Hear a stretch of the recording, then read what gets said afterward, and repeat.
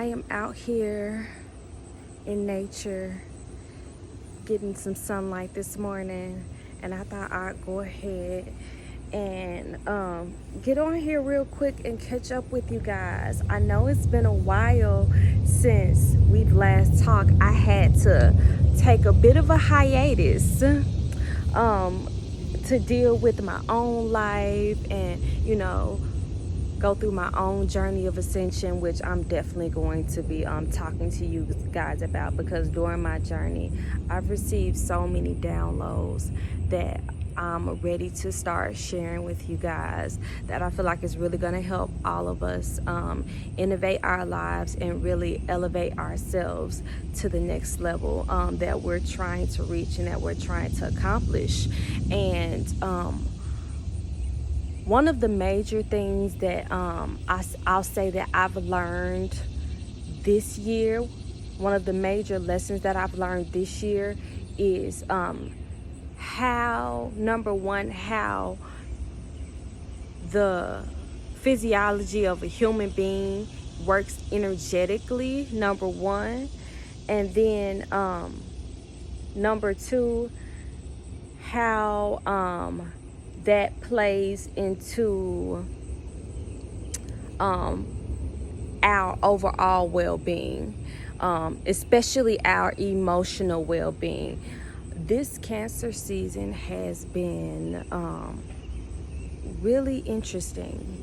I know for me, it's been bringing up a lot of subconscious behaviors that I wasn't aware of at first. And now that they're being brought to my attention, I'm having to address them and overcome them and reshape them. And even though it's really triggering, super duper triggering, it's coming up so that it can be transformed, because in order to be able to elevate higher, in order to be able to build the career, the aspirations, the life that I want, my foundation has to be stable. And at the end of the day, all of our foundation, the foundation of our lives as human beings on this earth, is our emotions. Our emotional stability is the foundation of our lives. So if you don't have an emotional stability, or if you're not emotionally stable, then it's going to be really hard for you to build and curate your life. Like, that's why in your natal chart, or in a natal chart, the 10th house, which is the cusp of the 10th house, is your midheaven, is the highest point of your chart. That's like the mountaintop. That's the pinnacle. That's your legacy. That's what you're going to be remembered for. That's how you show up in the world. That's your career. That's all of those types of things. But while the 10th house is at the top, the midheaven is at the top, the 4th house, which is ruled by Cancer and represents your homes, your roots, the relationship with your mother, your emotional habits and patterns, all of those types of things, is at the bottom of the chart. It's at the very bottom of the chart, which shows you right there that your emotions are the foundation of your chart, the foundation of your life. So, and in our society, we're taught to put our emotions last. We're taught to disregard our emotions if it's good, especially if it benefits us monetarily, if it benefits us some type of way in physical wealth. But at the end of the day, that goes against the very nature of you loving yourself. We need to start curating our lives and putting ourselves in situations that don't require for us to disregard any parts of ourselves, instead of disregarding certain parts of ourselves. I feel like we need to start really creating our lives and the situations that we want that are going to work best for us. Because at the end of the day, my paradise isn't going to look the same as your paradise. even if we did, create our perfect lives, they would not look exactly the same. And that's why we have to take power as creators, to really start being intentional about what we put out there into this world. And that starts with working with, like I said, your emotions and your emotional stability, your emotional foundation, clearing out, all of those old woundings and old habits and old patterns. Ooh, these bugs are just out this morning. Hey, little bugs, give me just a minute, okay? Give me some space bugs, okay? Clearing out all of the emotional debris that comes from childhood, that comes from past life situations, that comes from, relationships that we manifested because of the habits and the patterns that we learned in childhood. Like, all of those things make such a difference, and we have to be more aware, about really where we come from and where we learn the mindsets and the things that that we have adapted and that subconsciously run on replay in the back of our heads, because that's the stuff that you ignore is the stuff that's really calling the shots. That's the stuff that we really want to get to and we really want to deal with. So I'm going to share with you guys one example of how that's come up for me recently. So recently, me and my sister, we've been rekindling our relationship. We've been building a closer relationship, and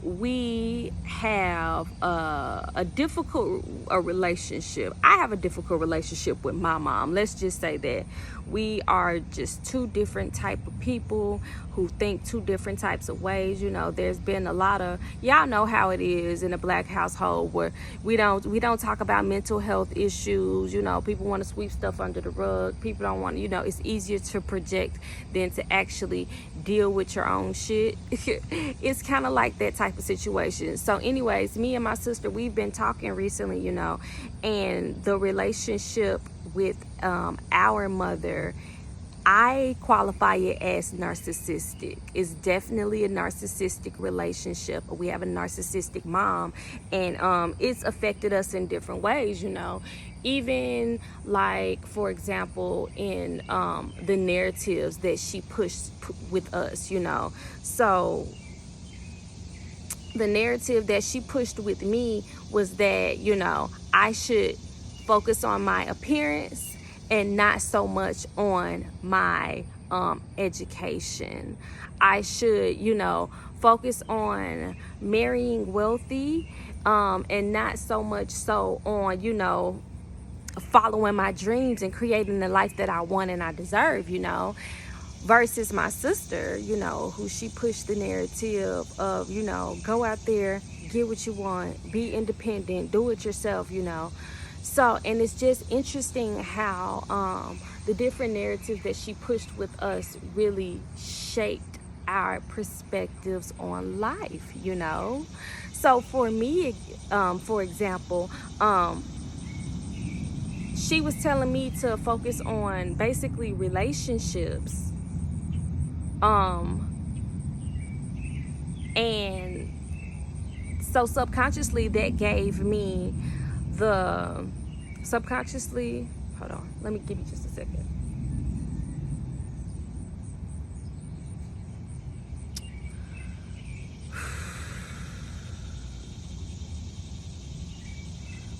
So subconsciously that gave me the message that I wasn't as smart as my sister. She pegged me as the pretty one, and she pegged my sister as the smart one. So subconsciously that made my sister feel ugly, and subconsciously that made me feel stupid. It made me question myself, And, the way that played out was this, I didn't feel smart. I didn't try. I really didn't try in school. I didn't try at all. Like, I felt like, what was the point? I didn't try. And because I didn't try, I struggled in school as a child. Like, I think I failed the second grade or third grade or something like that. And it was just because of the messages that I was being sent. It was more of you, I'm a pretty face and not, there's actually, I'm an intellectual being, and people actually, care about what I think is valuable, what I have to say is valuable. My value was diminished subconsciously at a very young age. And so just realizing that, and now coming to a place where I know all of those things aren't true. I know what I have to say is valuable. I know I bring so much more to the world, than just my beautiful face. I know what I possess, and I know what I can do, and I know what I can create, but it's still those subconscious thoughts and those subconscious, habits that are just coming up to be purged. Those are the types of things that we're really dealing with. And what really helps me is, honestly, is thinking about it from the perspective of the adult me dealing with my inner child, because that's all it is. This is my inner child. My inner child, she's still wounded, she's still hurt, and I'm working through healing my inner child. And it's just the same way you would do with a baby. When the baby starts crying, you rock the baby. When the baby starts crying, you soothe the baby. When the baby starts crying, you get a baby a snack, or you take the baby on a drive, or you sing a song to the baby. You have to cater to your inner child. And so I have been working with my inner child a lot and asking her what she likes, what she wants, what is going to make her feel safe and secure, in this experience, so that way we can continue to build without pulling back, because that's all the inner child does. When the inner child feels like they're not being honored, then they just hold you back and you just sit still, and then you get this stagnant energy. The inner child needs to be on board, because the inner child is what gives you that inspiration. The inner child is what connects to your heart, and your heart chakra is your most powerful chakra. Even though you might not be heart chakra dominant, most of us are like sacral or solar plexus dominant. We have a dominant lower chakra, but the heart chakra is actually the most powerful chakra. It's the center of all of the chakras, so that's why it's important to have your inner child be on board, because that's what's going to give you that excitement, that inspiration, that passion, just to keep going. And so I've been talking to my inner child, and the way that you can find out the energy of your inner child through astrology is by looking at your south node. Your north node is going to tell you what energy that you're working towards, but your south node is going to tell you what energy you're coming from, or basically what energy you embody when you're young or as a child, in those earlier years. Well, my south node is in Leo, so with us having a south node in Leo, I like nice things. I like pretty things. I like to be shiny. I like to be regal. I like to be classy. I like to feel royal. I've always been the little girl who picked the most expensive dress in the store subconsciously. I never even looked at the price tags, but I always just gravitated towards nice things, and so my inner child likes to feel beautiful. So that's why I make sure I have my pretty jewelry, and I make sure I keep my nails done, and I make sure I keep my hair done, and I make sure I look good, and I make sure I take care of my body, and I make sure, I work on my heart and my solar plexus. These are all of the things that help my inner child stay happy and stay on board with everything that we're trying to curate. So yeah, look at your south node. Tell me what's your south node, and how you can incorporate that south node energy into really understanding your inner child and building that relationship. Because I'm telling you, once you build that relationship with your inner child, and your inner child is on board with your plans, because that's the thing, being in alignment is really having your head, your heart, and your gut all in alignment. Your head, your heart, and your gut should all be in alignment. and you have to check in with those things frequently, you know, and you have to be aware of where the conflicts are. All of these things are important in curating and creating the life that you deserve. And like I said, I know emotions are a hard thing to work with sometimes, a hard thing to figure out sometimes, you know, to even dive into and deal with. So if you guys have any questions or need any tips, like in regards to specifics about how to deal with emotions, or you know, how to call up these things and how to purge them, feel free to leave comments, and I'll check in with you guys, or you can message me personally, or you can book a session with me, because this is a really transformational time.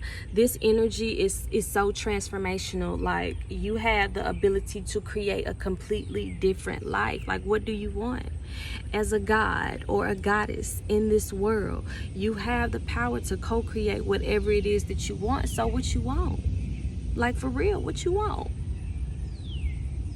And once you figure out what you want, then let's create it, you know? Let's do it. Anything is possible. That's just how I feel. At this point in time, I just feel like anything is possible. I'm grateful to be to this point. I'm grateful for all of the connections that I've made so far. I'm excited to build new connections. I'm currently in Nashville right now. I'm looking to expand my business. I'm actually looking for a business location in Nashville, and I'm looking for a business location in Memphis right now. If you guys have any info, feel free to inbox me. I'm looking to collaborate with other doulas in the area, other spiritualists in the area, whether it be Reiki masters, tarot readers, just the spiritual community, moms, children, astrologers. You know, I really just feel like it's time to build community, and so that we can transform together. Like, it's so much easier for us to do these things together. And even if we aren't necessarily in the same neighborhoods, we have to start connecting with our neighborhoods and building those things, you know, curating our environment and creating an environment that is going to help us thrive. You know, that's what's going to be, it's so important right now, because, like, once again, like I said, we're in Cancer season, and you guys may not know this, but Cancer energy is actually responsible for survival. That's why Cancer is the mother of the zodiac. You know, the mother births the baby, and the mother makes sure the baby survives, you know. So that means the mom makes sure you have shelter. The mom makes sure, you know, you have food. The mom makes sure you have clothes. The mom makes sure that you're comfort and nourished and nurture. A good mom does anyway, you know. A mom checks in with you and makes sure that you are prepared to grow and prepared to thrive, you know. That's what Cancer energy is. So we are right now, and Cancer, like I said, rules the home as well. Your home environment, your daily environment plays such a major role in your growth. So even if, and it's real easy to focus on the things that you can't change and you can't control, but at the end of the day, it's more effective to focus on the things that you can change and you can control, you know. And so it's really just about changing our mindset, you know, changing the things that we focus on, you know. We are electromagnetic beings. And I know generally when I say we're electromagnetic beings, people look at me crazy like, huh, what does that mean? Okay, what that means is, as a human being, we are designed in a way that we run on an electrical current, and we have a magnetic field, and we have a magnetic pull, you know. We are literally a magnet, the same way that the earth and the planets have a magnetic pull, the same way that, you know, if you put two magnets together and, you know, they repel, either they repel or they attract and stick together. Humans have a magnetic pull as well. So we are electromagnetic beings. Now, one interesting thing that I've downloaded recently is that the electric part of us is controlled by our thoughts, and the magnetic part of us is controlled by our emotions. So that's why it's important to think positively and to feel positively, because with your thoughts you are conducting electricity in your head. And if you are constantly thinking negatively about other people, or constantly thinking negatively about yourself or about your situation, then you are constantly short-circuiting yourself. You are constantly overheating yourself. You're creating connections in your brain that create anxiety within you, that create disease within you, that create restlessness and anger that manifests physically in different ways within you, and high blood pressure and things like that. So that's the electric part of it. That's why it's important to think positively, because when you think positively, then you have a flow of electrical current, versus you thinking negatively, which shows up in kind of like jolty energy, And then when we move to the magnetic part, and this is why law of attraction works, because we really are magnets. The magnetic part is about feelings. So if you're constantly feeling bad, or feeling sad, or feeling guilty, or feeling hopeless, even if that's not what you want to feel anymore, if you're constantly feeling that way, then that's what you're calling to you. If you understand what I'm saying? As a magnet, you draw in things through your feelings. So how you feel right now is how you're calling more of that feeling to you. So that's why it's important to feel good, to feel happy, to feel beautiful, to feel luxurious, to feel abundant, to feel at peace, to feel authentic. It's so important to embody those feelings, because those feelings is what is going to call that into your life. And that's why a lot of people have trouble manifesting as well, because in order to feel it, you got to believe it. In order to really feel it in your heart, you got to believe it. And a lot of people are saying it, and they're writing it, and they're writing it, and they're writing it, and they're praying it, and everything else like that.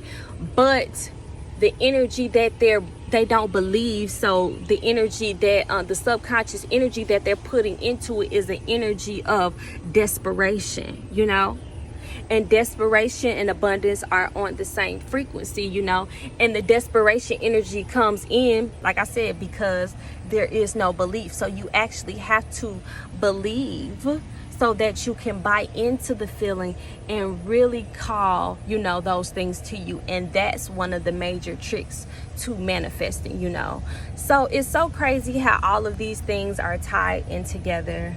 All of these things work together, and it's super excited to be extending the Kenya's Crystals line. So these are some of the pieces from the new Kenya's Crystals line. It's my 333 necklace. I love my angel numbers. We all have angel numbers. I know, especially my community, we see angel numbers all the time. And there's certain ones that resonate with you. So 333 is one that's really I'm working with right now. I got my Cancer necklace on, because I'm a Cancer. Shout out to all the other Cancers, and so I'm really having a lot of fun picking these pieces and putting these collections together.